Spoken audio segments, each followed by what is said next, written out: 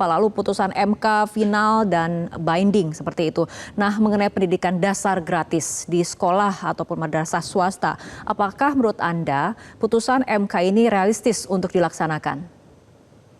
Ternyata akses pendidikan di kita. Ya, Mbak Fitri, pertama memang kami mengapresiasi yang dilakukan oleh teman-teman JPPI yang mereka sangat peduli tentang pendidikan kita. Sehingga Mahkamah Konstitusi sudah memutuskan terkait dengan pendidikan jenjang SD dan SMP atau pendidikan dasar ini harus gratis, baik di sekolah negeri maupun di sekolah swasta. Nah, ini tentu harus dilaksanakan oleh pemerintah. Nah, dalam tata laksananya tentu kami berharap kepada Kementerian Pendidikan Dasar dan Menengah untuk melakukan kajian, melakukan analisis, kemudian tentu mengklasifikasi sekolah-sekolah swasta mana yang berhak melaksanakan pendidikan gratis.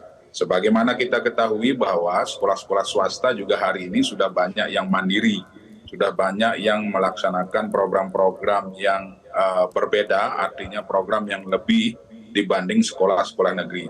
Tentu konsekuensinya dengan biaya yang tidak murah. Namun dengan adanya keputusan Mahkamah Konstitusi ini, kami di Komisi 10 berharap agar pemerintah pusat, dalam hal ini Kementerian Pendidikan Dasar dan Menengah, segera melakukan kajian dan analisis. Dan tidak lupa juga yang kedua bahwa keputusan ini harus disikapi tidak hanya oleh pemerintah pusat, tetapi juga oleh pemerintah daerah, baik kabupaten kota maupun provinsi. Kita ketahui bahwa mandatory spending untuk pendidikan kita, baik di APBN maupun di APBD adalah 20%. Kalau kita melihat keputusan MK ini, maka sudah sangat cukup jika 20% mandatory spending untuk pendidikan ini benar-benar diperuntukkan untuk pendidikan kita.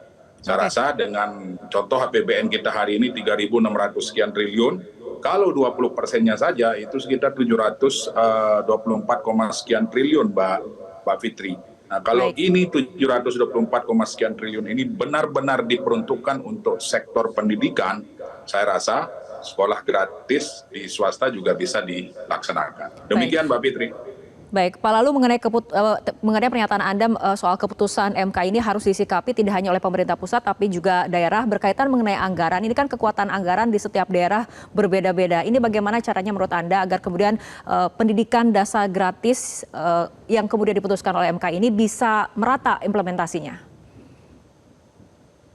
Ya, tentu sinkronisasi dan komunikasi antara pemerintah pusat dan pemerintah daerah harus terus dilaksanakan. Tadi saya menggambarkan bahwa mandatory spending untuk APBN maupun APBD khusus untuk pendidikan kita adalah 20%. Contoh ketika kita bicara APBN saja, Mbak Fitri, ada 3.650 sekian APBN kita triliun, APBN kita hari ini 20%-nya yaitu 700-an triliun.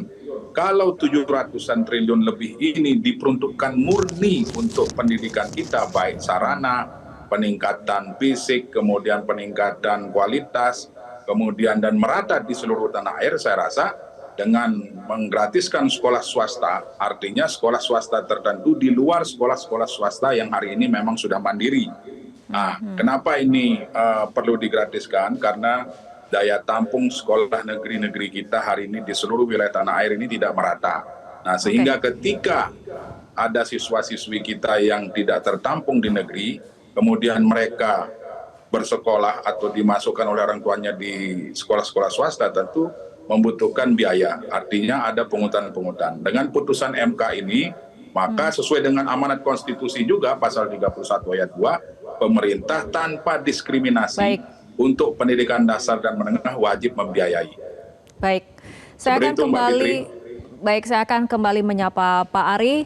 Pak Ari, tadi dikatakan oleh Pak Lalu ini mengenai putusan pendidikan dasar gratis di sekolah ataupun madrasah swasta ini harus kemudian ada kajian dan analisis untuk mengklasifikasi sekolah swasta yang bisa memberikan pendidikan gratis dan kemudian keputusannya harus segera disikapi oleh pemerintah pusat dan juga pemerintah daerah. Nah, dari bayangan Anda, bagaimana sebetulnya implementasi sekolah gratis ini karena tidak hanya negeri tapi diterapkan juga untuk sekolah swasta? Baik, mohon maaf dan terima kasih. Yang pertama adalah yang perlu ditekankan adalah kita harus membuat kebijakan pendidikan itu yang berpihak kepada anak. Maka alih-alih menghitung adanya sekolah di suatu daerah, maka hitung dulu jumlah anaknya dan berapa yang dibutuhkan agar lembaga pendidikan yang dibutuhkan agar supaya apa? Agar terlebih dulu kita memberikan hak pendidikan kepada warga, yaitu kepada anak. Nah, setelah itu baru apa namanya dicarikan sekolahnya oleh negara dan dibiayai oleh negara. Nah, itulah yang kami harapkan seperti itu.